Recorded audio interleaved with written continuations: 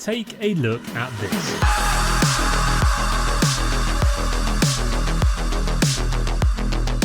This is an endgame Rafa build courtesy of our creator Cashew here at Mobalytics. It goes absolutely crazy and makes bosses regret their existence. So how does it work? Well, it takes heavy use of Rafa's remote agent tree to buff the use of ordnance damage and, more importantly, indirect projectile damage, which includes your action skill Peacebreaker cannons, ordnance and Tediore throws. What makes this build work so well though is the essential use of the Grenazerker Legendary Class Mod, which gives +1 projectiles to all grenade and Tediore throws, and legendary Tediore weapons that we use for their reloads, mainly the Chuck.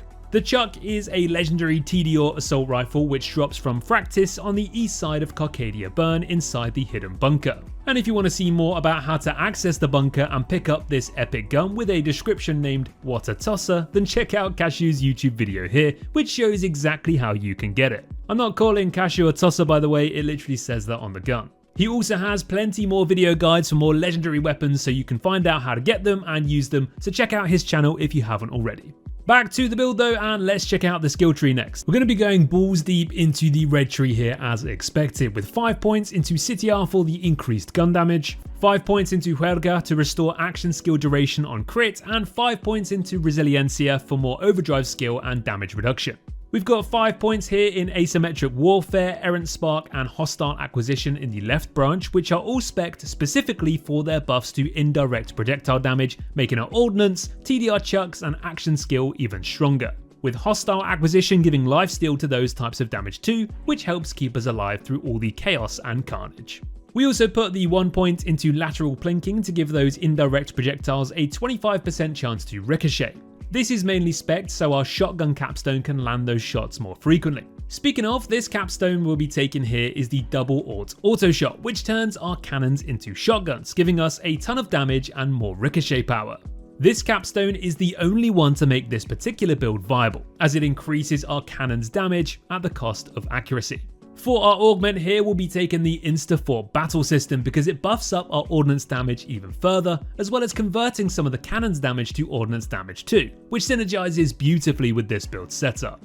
Additionally, this augment also shoots out a free grenade when you pop your cannons into turret mode, which deals even more damage.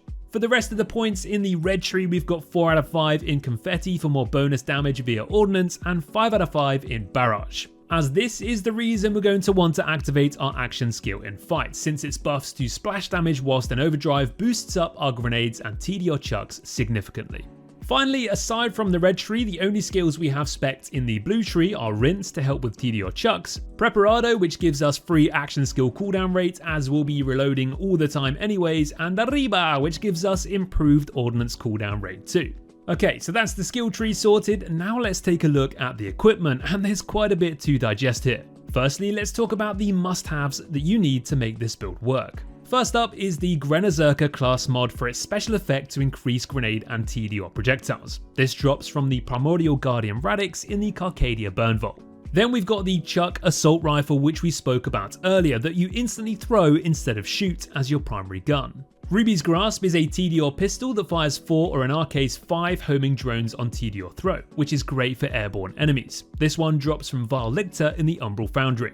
Then there's the Timekeeper's new shield, which has 0 capacity but gives constant health regen and boosts our max health capacity by a ton. As you would expect, this one drops from the Timekeeper.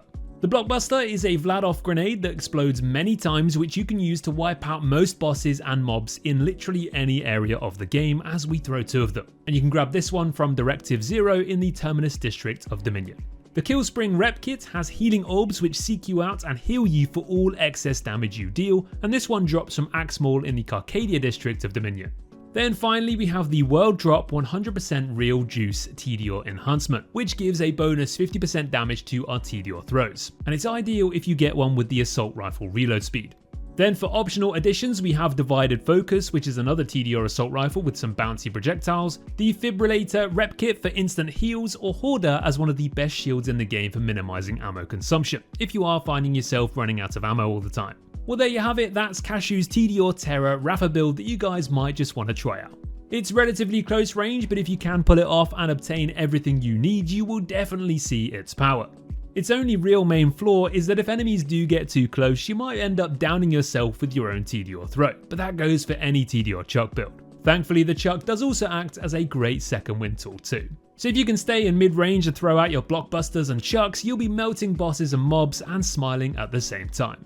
Thank you all for watching the video, guys. Make sure you check out the full guide from Cashew linked below in the description and show him some love over on his channel too. Have fun, and we'll catch you in the next video. Take care.